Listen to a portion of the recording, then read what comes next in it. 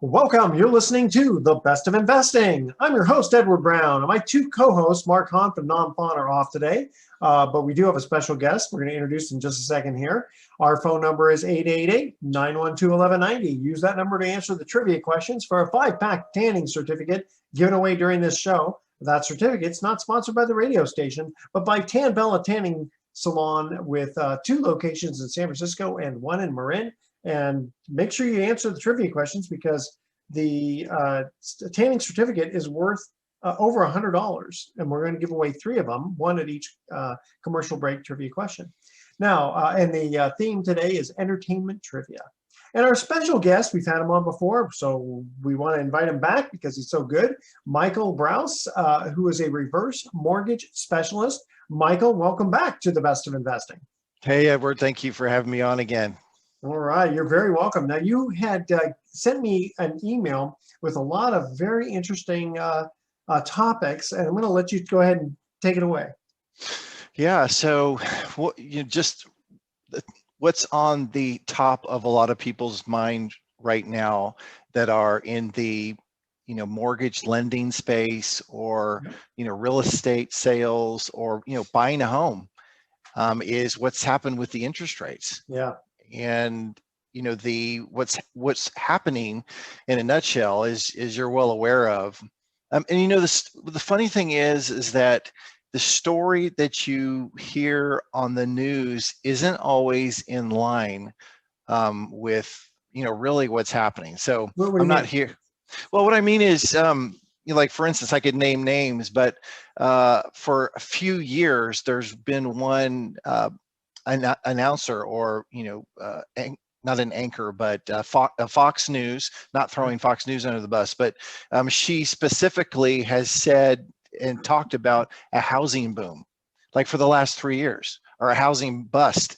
Actually, like, bad things are coming. And so if 3 years ago you listened to that and said, wait a minute, there's going to be a housing bust, I'm not going to purchase the home, I'm going to wait until there's a bust and home values come down, and then I'm going to get back in. And you missed quite a bit. Totally. I mean, we're talking, real numbers there that people have missed out on, especially just owning the home and equity growth, right? Not to mention, the interest rates are significantly higher, but along the lines of reverse mortgages, what is higher interest rates doing to the reverse mortgage, what's called the principal limit? And I got to think that that's going to have an impact on it for sure. Yeah, it really does. I mean, what hasn't changed is, we may have talked about this on the last show, is that how do the lenders determine how much equity is available when somebody does a reverse mortgage? How does a customer know how much equity is available to them? Well, part of it's going to be based on how old they are. It is. Yeah. It's the age of the youngest borrower. So if you have a couple, one is 75, the other is 70, they're going to use the 70-year-old age. But another huge factor is the appraised value. Okay. So there's 3 main components. One is the appraised value, the age of the youngest borrower, and then any existing mortgages on there. So one thing that we do know is that home values have, continued to go up. That might, that's kind of leveled off a bit, especially since interest rates have crept up, which forces folks who were otherwise qualified to purchase home, now they don't qualify because the interest rates are higher and their payment would be higher. But in relation to reverse mortgages, when interest rate goes up, the ability to borrow the equity is decreased. So there have been a portion of the folks who are looking to do a reverse mortgage now they can't, just because they don't qualify. So that is a factor. But inflation really, and I don't know if that's something you want to touch upon, what's happening with inflation. Sure, go ahead. So the inflation piece is, let's say Edward, that your mom or your aunt or somebody who is retired I'm not assuming that your mommy or aunt's retired, but let's just say it's a, 75-year-old, and they, as a couple, they fill their tank up every 2 weeks, and 6 months ago, to fill up their car, just say it's a Toyota Camry, and for a 14-gallon tank, you do the math, whatever that is, what is it, like $28 at $2.50 a gallon, or three bucks a gallon. I have to pull out my calculator here, but $42. About $42 a gallon. I mean, $42 to fill that car up. Yeah. Let's say they were doing that, a couple times a week. So, let's just use the $42 today to fill that same car up. What is it, like $98? Pretty close, yeah.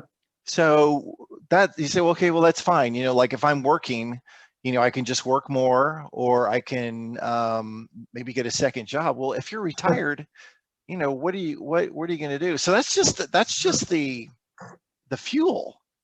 What about a basket of good, like pushing your cart through Lucky's, just getting the stuff you need? What does that look like? So that's gone up. So I guess what I'm saying is, folks that are on a fixed income. Yeah. It's a big deal. It's a really big deal. Yeah, it is.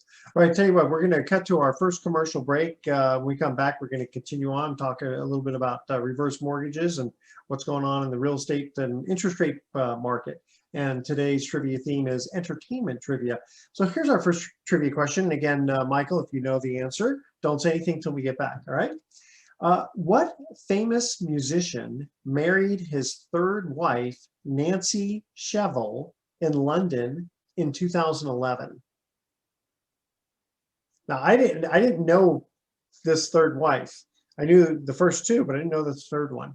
All right, call 888-912-1190. The first caller with the correct answer is going to win the tanning certificate worth over $100. Here is the trivia question again. What famous musician married his third wife, Nancy Shevell, in London in 2011?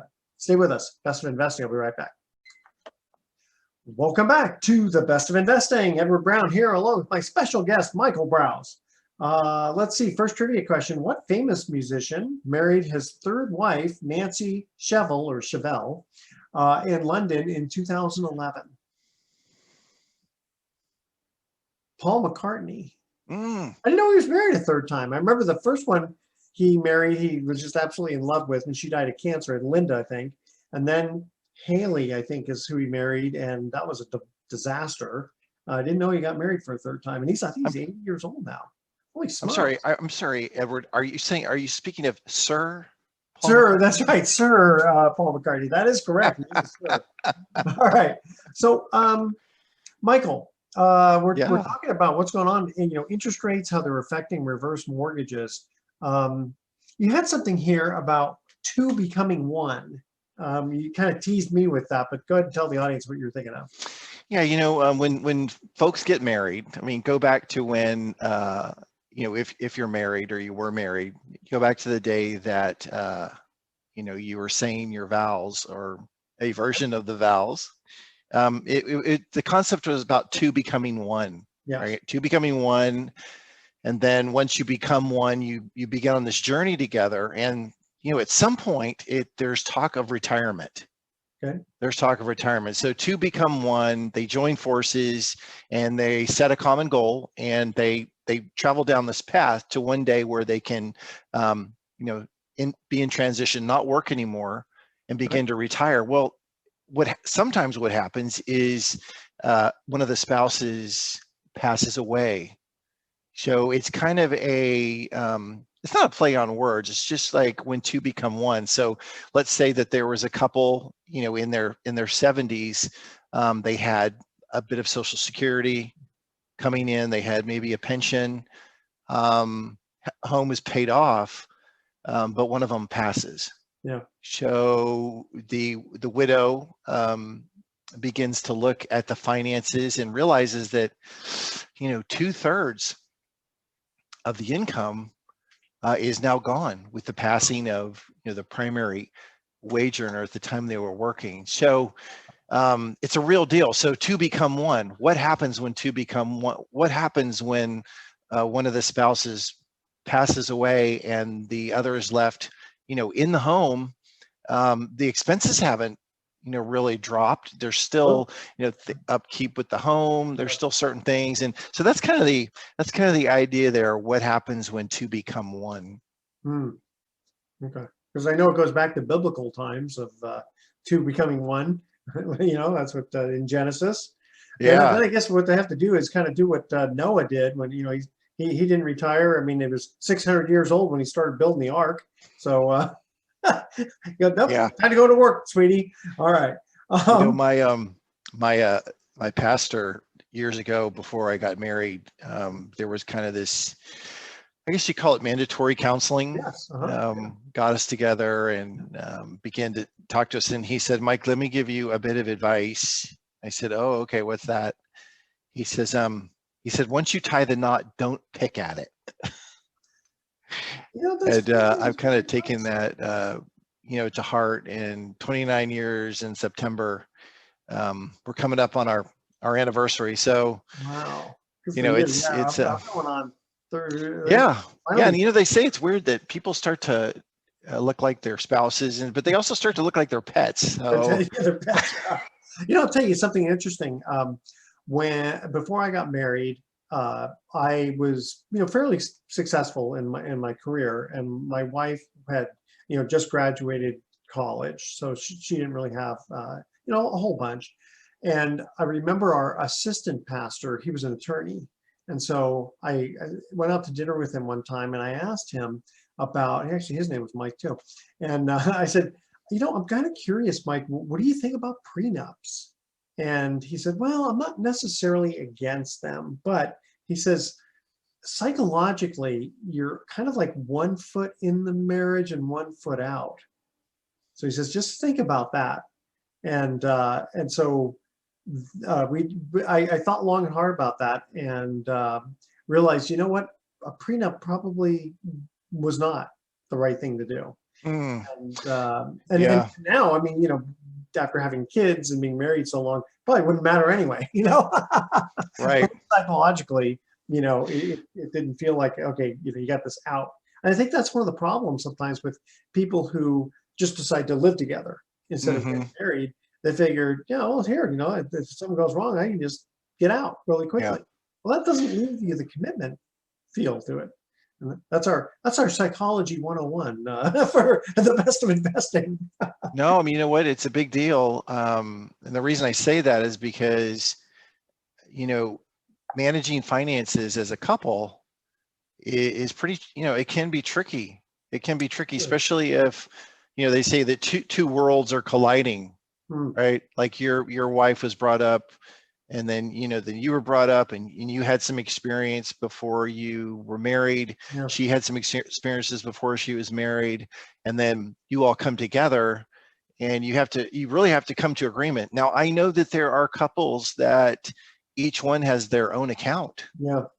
Which I thought was interesting. That's almost along the same lines as the prenup, where what's mine is mine, and what's yours is yours. Yes, we are married and we love each other. We're committed to this relationship, but when it comes to finances, we're gonna keep that separate. I guess that works for some people, but I'm kind of like you, Edward. I feel like if we really are going to become one, then and I'm not saying that that somebody shouldn't have an account where they can just do whatever they want, right? I was just going to say that's not a bad thing, and doesn't have to be a secret account. It's just no money that's in your account. You do whatever you want. I'm not going to judge you for it. I don't have any say in it, and and then we have an account that pays all the bills and etc. It's not a bad thing. I mean, I guess you got to whatever works for both. I think that's be an agreement. To each his own along those lines. But I can tell you that, we know that the number one reason for people not staying together is money issues, and it's hard. But so when the two become one in a long-term relationship, and one of them passes, I've seen folks where, where the surviving spouse did not know a lot about the bills. Yeah. And so what do you do? So, reverse mortgage, becomes more and more front and center when something like that happens, because again, the widow or widower has lost, maybe 2/3 of their income. They are, there may be some, some things along the lines of the house that maybe we can talk about as time permits. But yeah, it's a big deal. Not just dealing with the fact that your lifelong spouse is now gone. Yeah, exactly. I'm saying I'm so glad that reverse mortgages have gotten so much better over the years. We'll get into that. Okay, here's our second trivia question. The movie Argo, which I think won an Academy Award, was based on what event? And this was, I don't remember when it came out, but the movie Argo was not that long ago. Within Argo? Argo, A-R-G-O. I think it was in the last 10 years. Ben Affleck, I think, was the main character. Was based on what event? All right, 888-912-1190. First caller with the correct answer wins that tanning certificate. Stay with us. Don't touch that dial. The Best of Investing. I'll be right back. Welcome back to the Best of Investing. I'm Edward Brown, along with my special guest, reverse mortgage specialist, Michael Brouse. Second trivia question. The movie Argo was based on what event? Now, if you didn't see the movie, then that's going to be hard to say, but I believe John Goodman was in it, and Alan Arkin, as well as Ben Affleck. And one of the other major characters is somewhat of a major character was, do you remember the movie Legally Blonde? The male professor, he's actually in that movie too. The one who kind of makes a play for Reese Witherspoon and gets kind of dumped at the end. So the event was the Iranian crisis in 1979. So if you get a chance, see the movie. It's actually very good. Argo, A-R-G-O, and it's based on that event, which is, aside from business for just a minute. When the Iranian crisis happened, I was in college, and they had decided, meaning the government had decided to reinstitute registering for the draft. And I was in the first set of people because of my birthday. And I remember my college friends telling me, hey, you better learn to speak Farsi. And I said, I don't want to play in the sandbox, I got my whole life ahead of me. But so fortunately, I didn't get drafted. But that was a little bit tenuous, I remember. All right, so we're talking reverse mortgages. And Michael, we're continuing on with the two becoming one. Yeah, the two becoming one. So that whole idea when one of the spouses dies, there were two that were managing the affairs of the household. Maybe two had, couple sets of retirement coming in, or a set of retirement coming in. And when two becomes one, what happens? So there's a loss of income, some of the time. So in some cases, 2/3 of the income, depending on who was the primary breadwinner. And it just becomes a huge deal, dealing with the emotional part of the loss, then also saying, man, there is more month left at the end of the money. And what am I going to do? So, that's when a reverse mortgage, comes in. Because I was going to say that typically, in a typical situation, let's call it, the husband dies first. He was the breadwinner. The wife's at home. Her income really is either nothing or very little. And she herself won't qualify for a loan. Right. Yeah, that's the first kind of level of disappointment. They've banked for years at the large bank. They go in when they realize there's kind of a shortfall in the monthly cash flow, and the banker has to tell them, hey, I'm sorry. I know you guys have been customers here for years, but you just don't qualify to repay the loan, and we don't have anything that offers that kind of situation where you don't have to pay us back. And if the banker is kind of on their game, they'll say, look, we don't sell them, but a reverse mortgage could be an option. Talk to Mike Brouse at NorCal Reverse, and maybe he can help you out. That would be the ideal thing to happen, but that doesn't happen a lot. So the widower is left searching. Here's another thing that can come into play, and this is more of a in up in years type situation. I don't know if you know this, but like if you got sick, your wife is going to step in and do what she can to help you. Like when I had COVID and when I had some other things going on health wise, You know, there was a period there where, man, I couldn't get out of bed. Yeah. And, you know, it was, you know, I needed care. Yeah. Right. Well, just think of, you know, an 85-year-old where, you know, one of them has, you know, significant health issues, Mm-hmm. you know, where you know, they have to be reminded to take their medication. They have to be reminded to, you know, do certain basic functions of life. And when one of them dies, you know, who's there to help them with that? Yeah. You know, I can give you a, you know, personal example of my, you know, my, let's use a hypothetical situation where there's a husband and wife, and the husband is sick and needs significant care. Okay. And you know, the wife, she's not a nurse. Yeah. You know, she can't lift 170 pounds of dead weight. Yeah. She can't remember to take her medication and remember to give him his. She can't spend hours being awake all night tending to him and then expect her to be okay and not be sleep deprived. So what happens statistically is that the healthy caregiver in the marriage ends up dying before the one they're caring for. Gotcha. So this isn't something that happens once in a while. No, this is a statistic. So I know exactly that situation where the wife was blind for many years. The husband did everything for her, and it just got to be too much, and he died. Yeah. You know, whatever that actually becomes the mission in life for some folks. Yeah. It becomes what they, you know, what they do, and that it serves, you know, everybody needs a purpose. Yeah. Everybody needs to be engaged in something bigger than themselves. And, you know, what greater, you know, cause, you know, could there be than caring for your spouse, right? The whole, you know, they say in sickness and in health. Yeah. It's back to those vows again. You know, in sickness and in health. And what is it? The best of investing in marriage counseling 101. Go ahead. Yeah. Yeah.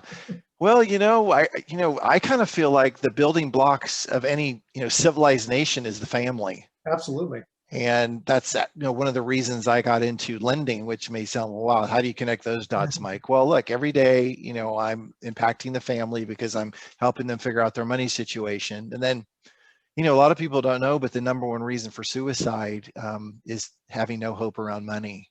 Wow. And that's a statistic that a lot of people don't talk about, but nevertheless, it's there. And, you know, you find out, we'll say, well, how do you know that, Mike? I mean, because the people that take their lives, you know, have no way of communicating. Well, they do a lot of research up until the time that the person ended up taking their life. And you find out that, yeah, there was a number of things that they were, you know, upset about. So that's one aspect of it is when two become one, they lose, you know, their caregiver essentially. Yeah. So then, in addition to, you know, the income being reduced, now who's going to take care of them? Exactly. Hey, Michael, we got to cut to another break. Before we do, though, please give out your information if anybody has marriage questions. No, if they have questions about reverse mortgages. Well, I can give them my pastor's number if they have questions about that. Actually, I better check with him first. I don't know if he wants to be counseling other people's saints or not, but that might get a little sticky. But yeah, no, it's Mike Brouse, 707-888-8230, 707-888-8230, or you can go to my website, which is michaelbrouse.com. Very good. Okay, here's our third trivia question. What Scottish hero did Mel Gibson portray in the 1990 movie Braveheart? Stay with us. Best of Investing. We'll be right back. Welcome back to the Best of Investing one more time. I'm Edward Brown, your host, along with my favorite reverse mortgage specialist, Michael Brouse. All right, third trivia question is, what Scottish hero did Mel Gibson portray in the 1995 movie Braveheart, which is my favorite movie? What was the name of the Scottish hero? William Wallace. William Wallace, yes. All right. So Michael, we have a listener calls in. We had to wait for a reverse mortgage specialist to come on to answer to ask this question, and finally we have you on. So we're live. So I've heard the term Lisa for reverse mortgages. Who or what does that? Who is Lisa? What does that mean? Yeah, Lisa. Lisa. Welcome back to William Wallace. Okay. To William Wallace. Who's Lisa? Yeah, Lisa. Yeah. Lisa's an acronym, and an acronym is life expectancy set aside. Okay. That's what Lisa stands for. So LESA, life expectancy set aside. Right. What that is an account that's set up for somebody who has a reverse mortgage, where they'll set money aside to pay the property taxes and homeowners insurance. Okay, so someone who gets a reverse mortgage, but the reverse mortgage company wants to guarantee that while the person is still alive, those taxes and insurance get paid.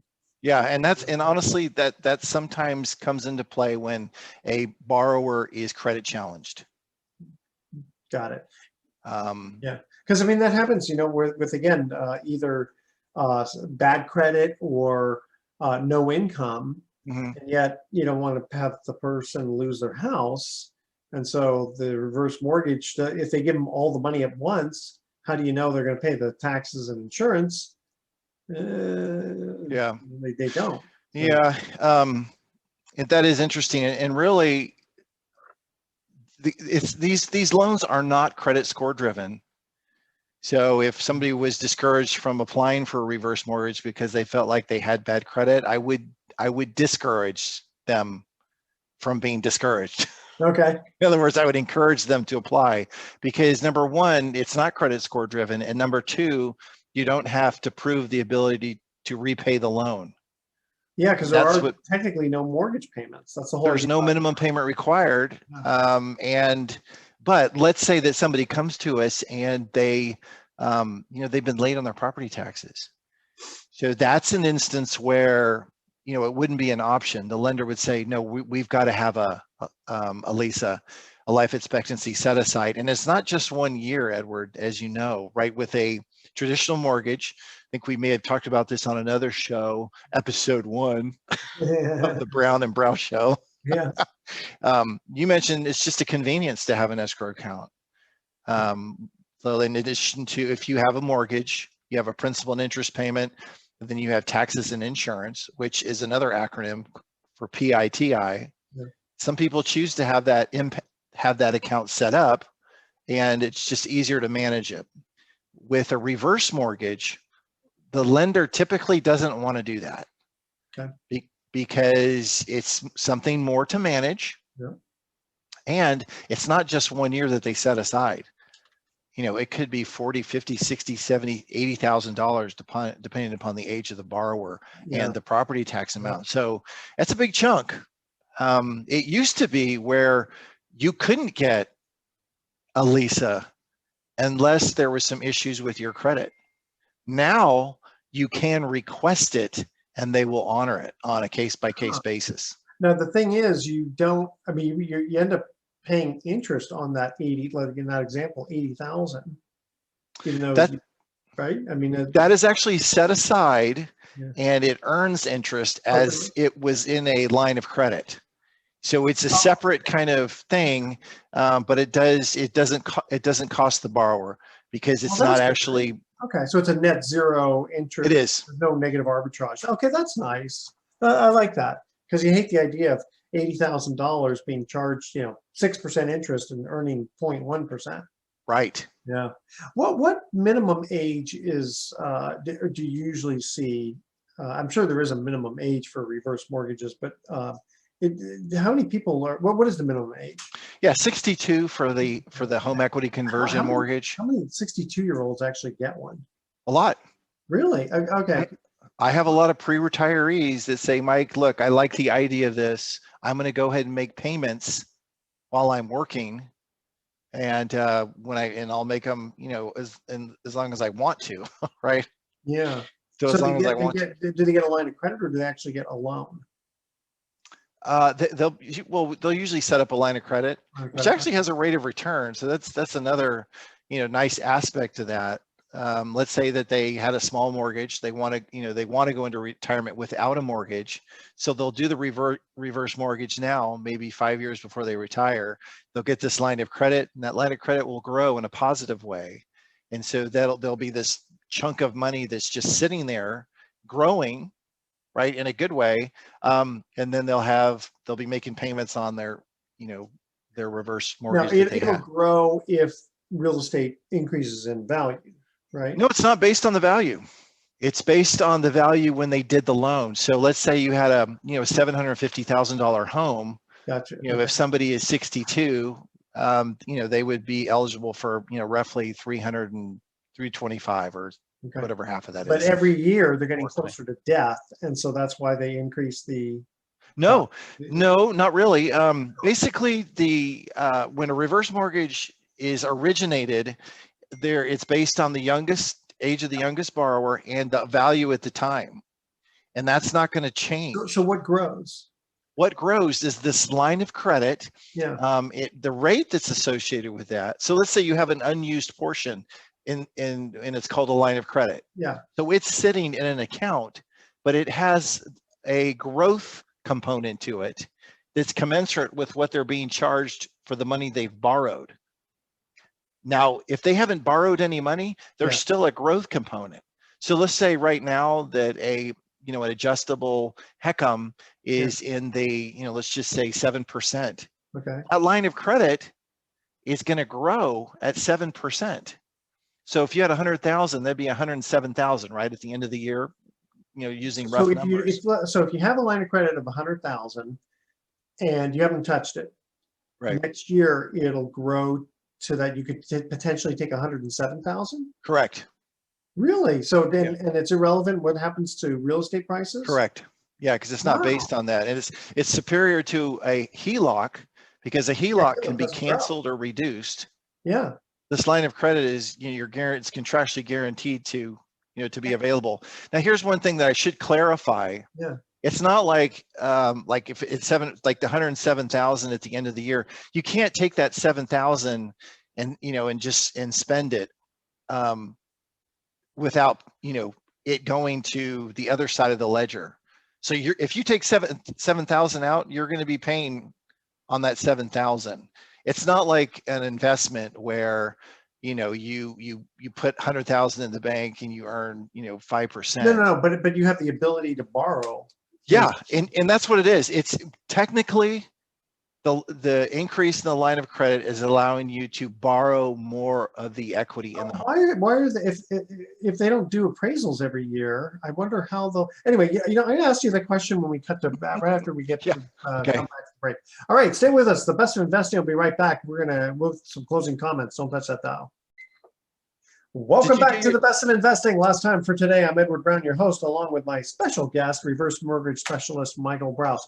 Okay, so we didn't have a trivia question, so we're just going to get right into this. Okay, now, what I don't understand is if the property, let's say, is worth $750, and you get a line of credit based on your age of, let's just say 62, of $300,000, and you don't touch it. Or I mean, 300,000. Yeah. And it's based, if the interest rate that's being charged on the line of credit, if you use it, is 7%. Yes. Are you telling me the next year you have the ability to draw out 321,000? That would be more than 7%. 7% of 300,000 is 21,000. Okay. No, hang on a second. 300 times 7%. So simple interest. Yeah, you're right. I'm sorry. That's okay. So it sounds like a lot. It's not, and it's irrelevant what happens to the value. Correct. Yeah. So this is the analogy. Yeah, I understand. Let's say that you have a credit card. Okay. And your limit is $10,000. All right. Right. Like how a credit card works. When you borrow money, you got to pay it back. Correct. Let's say that they increase the limit. Yeah. To 15,000. Yeah. So that just means that you can borrow more. I know. I do understand that. I'm just kind of curious if you, because if real estate just stays stagnant, they're allowing you an extra 7%. And it's 7% in this example is because the interest rate was 7%.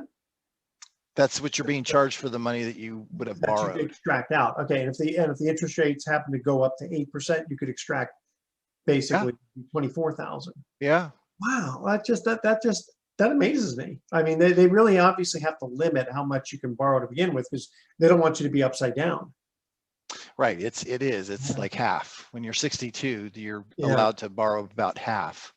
Yeah, And sometimes, when you think about it, when the actuarials created the product or were involved in that, they're saying, look, the borrower is getting older every year.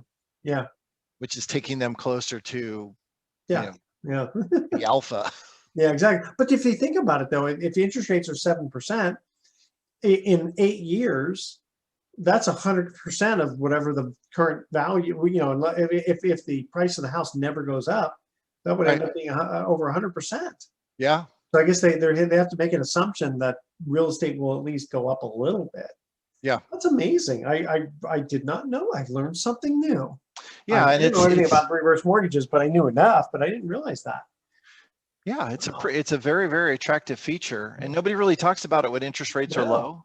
And then exactly. And then does that amount of increase fluctuate with as the interest rates go up?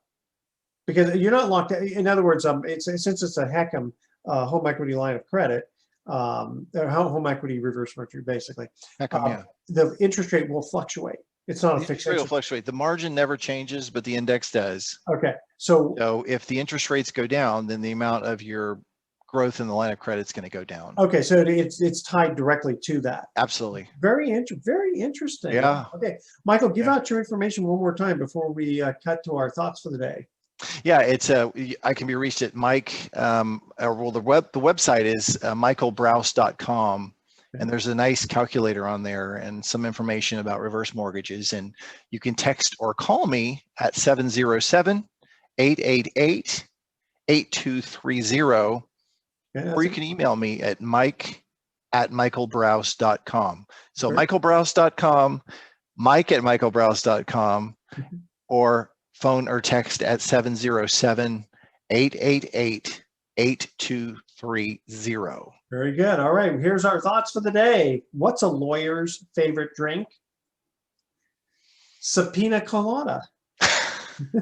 And how many psychologists does it take to change a light bulb? One, but the light bulb has to want to change. All right. And with that, thoughts for the day, tune in next week to The Best of Investing. We're going to be giving away more free prizes for answering trivia questions. Thanks for listening. On behalf of our team, I'm Edward Brown, wishing you the best of investing. See you guys.